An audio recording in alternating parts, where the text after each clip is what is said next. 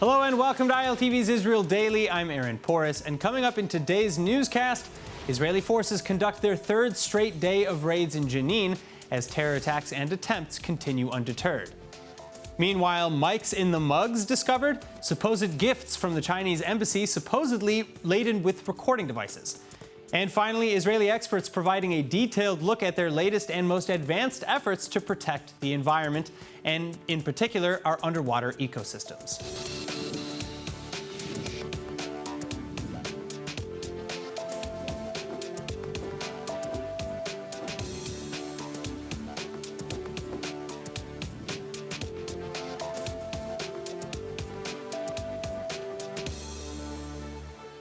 An Israeli police officer wounded this morning as a Palestinian man stabbing him with a kitchen knife in yet another terror attack this month. A stabbing terror attack striking early Tuesday morning and a police officer lightly wounded in the attack. The reported assault around 5 a.m. at a construction site in the southern Israeli city of Ashkelon. According to police, the officer began checking a person who was behaving suspiciously at the site when the suspect then pulled a knife and attacked the inspector. The officer then responding quickly and firing at the subject, whose death was later declared on site.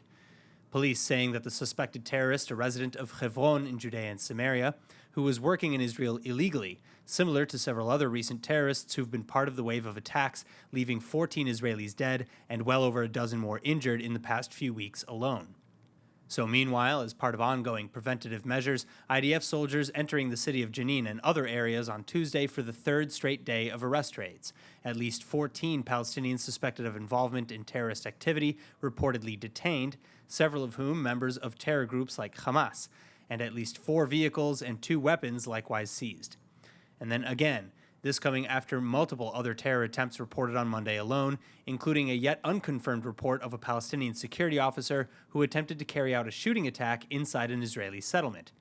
The officer in question supposedly admitting to his plans after being arrested by Palestinian security services for firing his weapon into the air following his failure to gain entry into the community.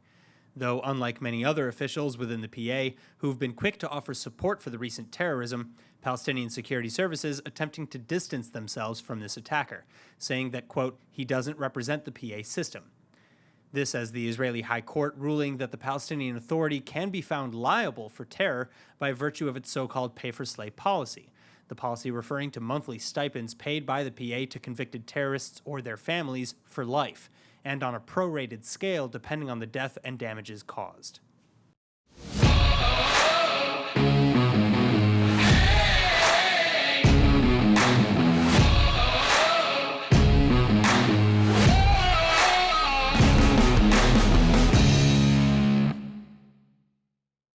Now, as Israeli security forces working to stem the tide of terror, one Knesset member is seemingly going out of his way to hurt those such efforts. Chair of the Joint List, Ayman Odeh, calling on Arab Israelis serving in Jerusalem and Judea and Samaria to quit immediately and stop, quote, humiliating their people. And then doubling down on Monday, Odeh calling on Jewish police and service members to follow suit. With me to discuss is Chair of the Meretz Party's Executive Committee, Uri Zaki. Uri, it's great to have you with us. Now, Interior Minister Ayelet Shaked calls this incitement. What's your initial reaction? Listen, my initial reaction is that I really think it's a bad statement by Ayman Odeh. I criticized it publicly. I believe that, if you're on one hand saying that you want the police to stop the crime in the Arab communities and that the Arab citizens of Israel are the main victims of that crime, you can't, with your other hand, voice such a statement that delegitimizes Arab Israeli citizens from joining Israeli security forces and, of course, the police itself. So I think it's a grim mistake by Mr. Odeh. I also think it's a bit got to do with petty politics. The Israeli current coalition, in which you have the other Israeli Arab Party, the United Arab Party, the Islamic list headed by Mansour Abbas, became a rival of Mr. Odeh. Right. And now this coalition is stumbling because it was already a narrow majority, and now it has a 60-60 percent ratio with the opposition, where Mr. Odeh is leading the only non-rightist party in the opposition. So, okay, so why do you think Odeh is making these comments now? Because as you said, the coalition is trying to gain support from opposition parties like the Joint List, and this pretty much makes that impossible. Exactly. I think Odeh knows that his public, the Israeli Arab voters, who do not want a pure rightist government headed by Mr. Netanyahu with the Kahanist Itamar Ben-Gvir as a major player in such a government, and he knows that there is pressure on him to help the current coalition to survive non-confidence votes and early elections and so on and so forth, and to help the current coalition. But because he's in zero-sum game with Mansour Abbas, whom I talked about earlier, he wants to make himself illegitimate to the rightist components in the current Israeli coalition. As we all remember, the current Israeli coalition is a unity government. It's headed by a leader of a right-wing party, Yamina, Mr. Bennett, but it also has my party, Meretz, which is a progressive left-leaning party in it, and you have all the variety inside it. And the alternative, apparently, is a right-wing, pure right-wing government headed by Netanyahu.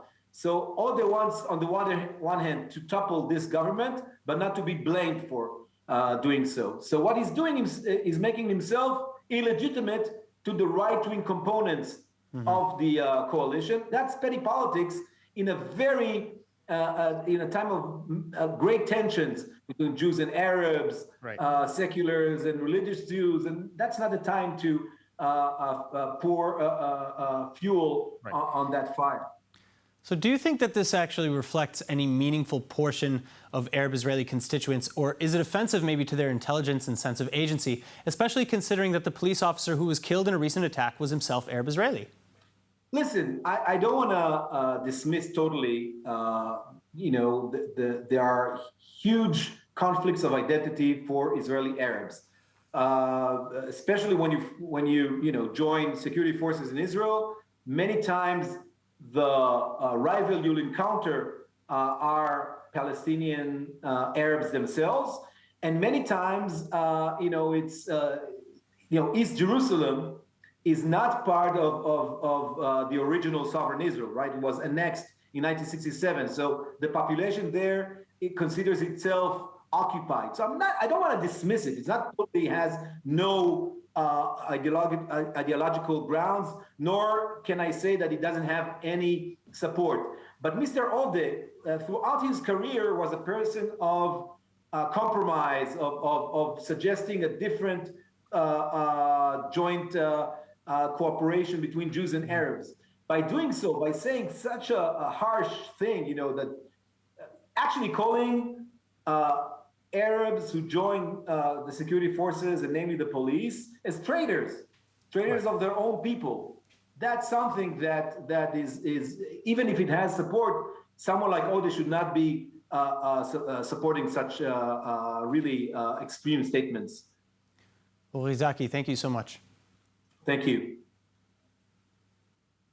Moving on, shocking developments in the foreign ministry as the Shin Bet responding to an alleged Chinese attempt to spy on Israeli diplomats through listening devices installed in diplomatic gifts. ILTV reporter Asaf Nissan with the details. Asaf, thanks for joining us. Now, what do we know about this allegation? So first of all, I would call this allegation a storm in a teacup. Right. Now, why would I say that? Because we actually got reports of what's going on exactly, which I'm going to say right now, is we're seeing that gifts were given out by the Chinese embassy. Those gifts were thermal cups. And one of those bottoms of the thermal cups, there was a suspicious device. Now, so potentially you would say, now it's interesting enough because we're talking about the Chinese government, so there were a lot of suspicions around the story whether or not we're seeing a bug actually in a listening device set in the bottom of the cup. Now it's funny because the ministry itself, the ministry that got it is actually the Ministry of Technology and Development, which is Orit Farkas-Cohen. Sorry, Orit Farkas-Cohen was the one who got it. Now she is actually one of those who's leading a lot of cooperations with China. So it's funny enough to see how that reaction happened. But over and all, this wasn't a big story because we saw that the Shin Bet came out with a notice that, of course, this is not a listening device. Right. We're seeing a lot of issues now coming out. And said that this is not true. Exactly. Okay. So this is a whole discussion. It's a whole funny scenario of what's happening here. What does this mean, really, or what effect does this have on Israel-China ties moving forwards? So obviously, we saw the statements coming out from the Chinese embassies. They're pissed. They're not angry, they're pissed. And from what we know, this is going to cause a lot of diplomatic problems. Of course, Israel and China are not in a bad relationship status right now. They're not in a great one due to the situation around the world. But Israel and China does have a lot of cooperations. We're talking about financial cooperations. We're talking about China being, of course, the third largest trader with Israel. Yeah, we're talking about billions of investments. Exactly. We're talking also cooperations in the field of innovation. I mean, the innovation conference happening every year, promoting free trade, promoting everything that can happen between Israel and China that would help both of the countries elevate their relationship. And of course, we've seen diplomatic ties in the past with Netanyahu visiting there, and we also saw like the different discussions.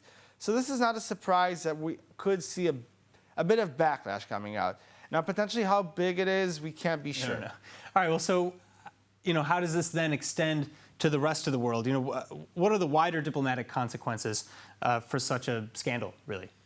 So for such a scandal, we see a few scenarios. We see one, first of all, with the U.S. Now, we do know that the U.S. and China have been locked for years in a war, pretty much, and to the fact that now China and Israel have kind of hit a new bump in the road, the U.S. might try to use this as a leverage now to push Israel to fight for... Kind of deepen the divide, really. Exactly.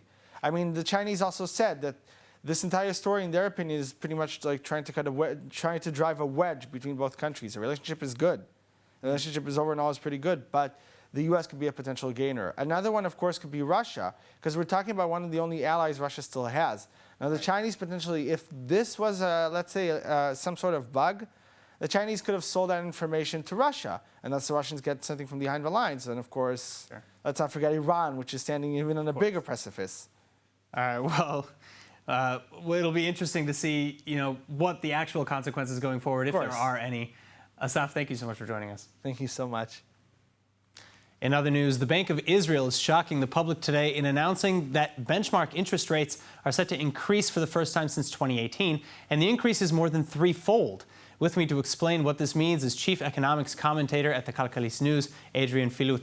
Adrian, it's great to have you with us. Now, what's behind the change, first of all, and is this the only way to lower inflation? Hi, thank you for hosting me. This is, it's the most common or classic way to combat inflation. It's just, you must make the money more expensive. This is the way to combat inflation that reach 3.5% per annum. This is pretty above what we call price stability target. If we compare the inflation rate, the Israeli inflation rate, this rate is not as high as in other OECD countries, particularly not as the United States. The inflation there reached 8.5%. But anyway, I assume that the Bank of Israel is trying to prevent what we call inflationary inertia or inflationary spiral.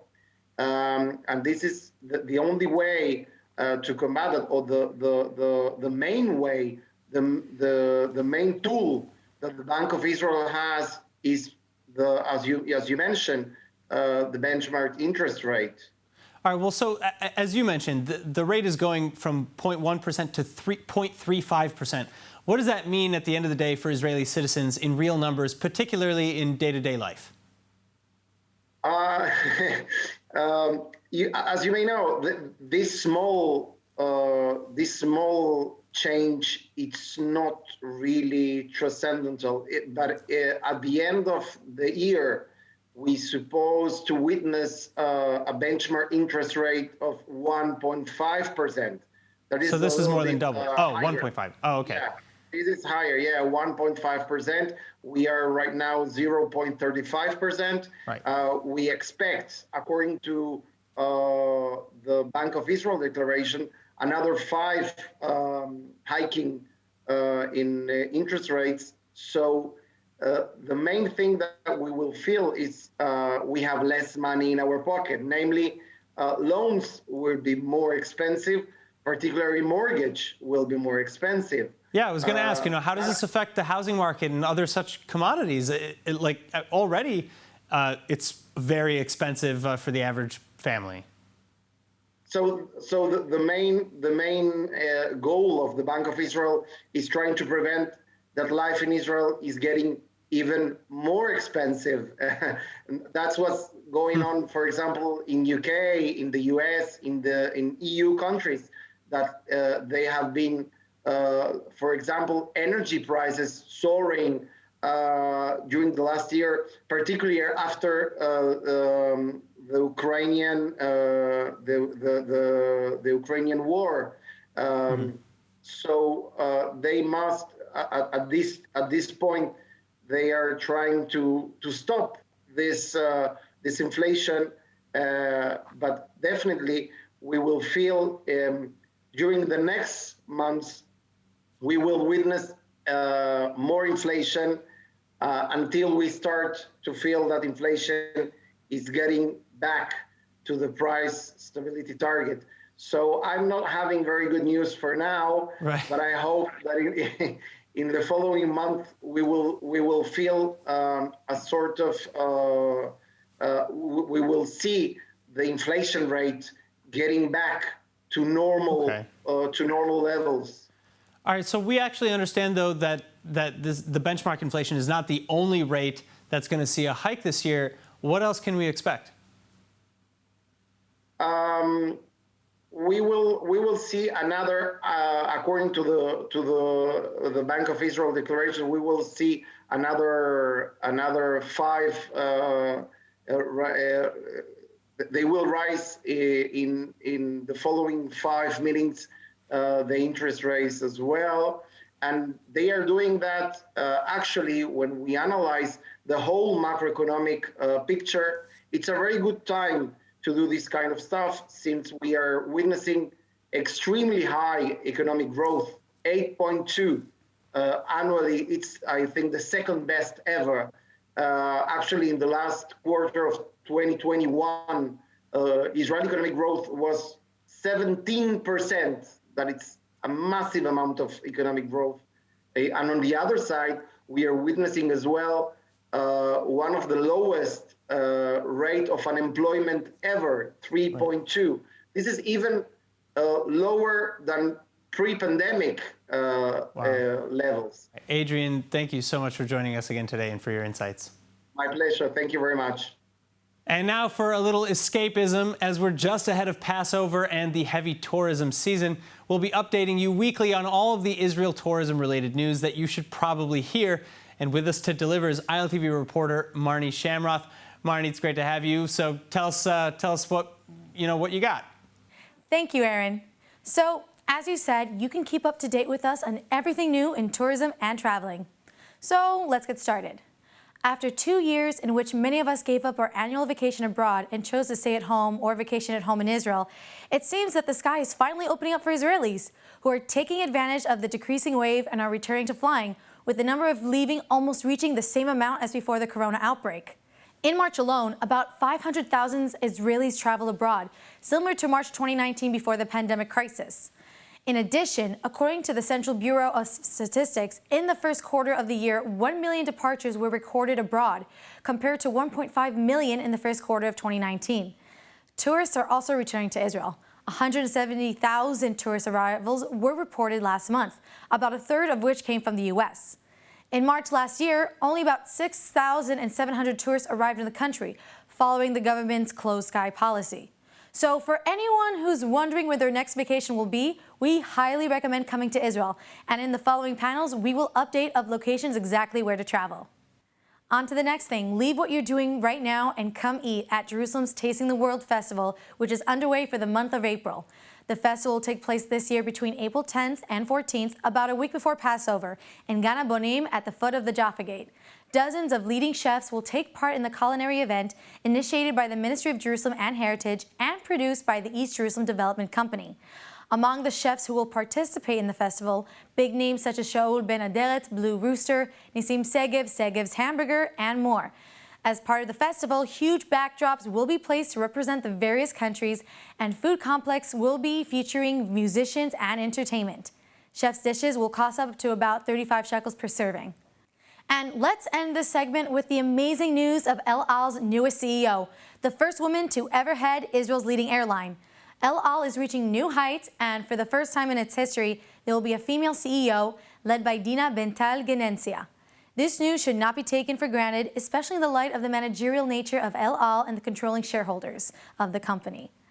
Prior to her position as El Al's vice president of the commerce, Bental Genencia served as the head of revenue management division in the company's trading division, in which she operated for 6 years. During this time, she had billions of shekels in revenue from passenger operations.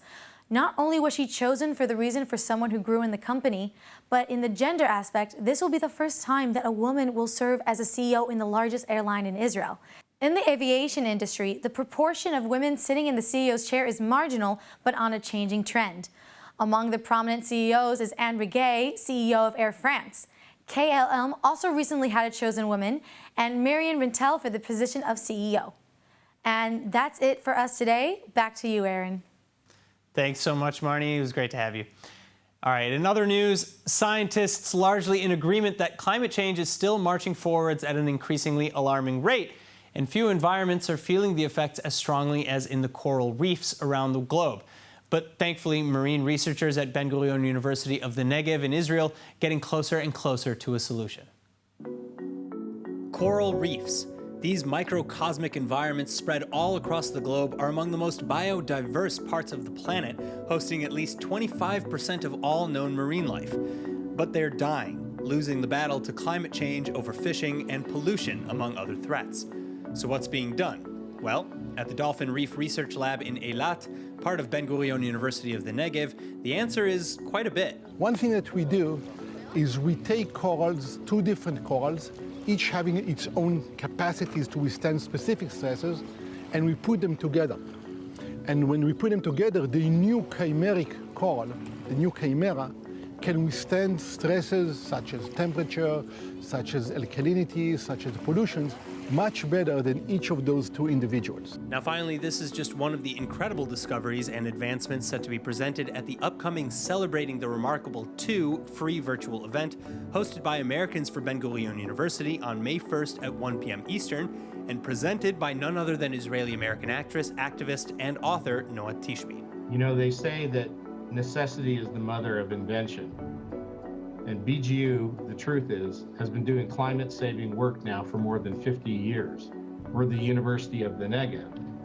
And in fact, we recently announced Israel's first School of Sustainability and Climate Change, which will be a supradisciplinary effort across all 3 of our campuses in Beersheba, Sde Boker, and Eilat, to leverage the knowledge of making the desert bloom and bring that knowledge to share it with the world. So scan the QR code with your phone now to register for the free event.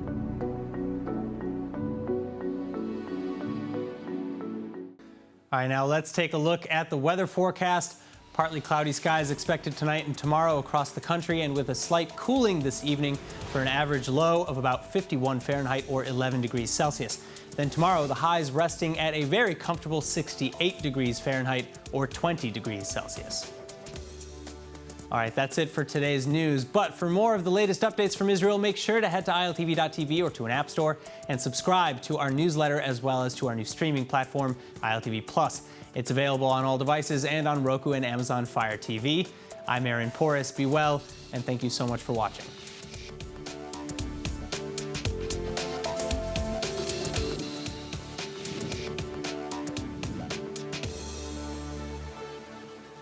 Stay informed with the latest Israel news, live programs, culture, kosher cooking, and more on ILTV+.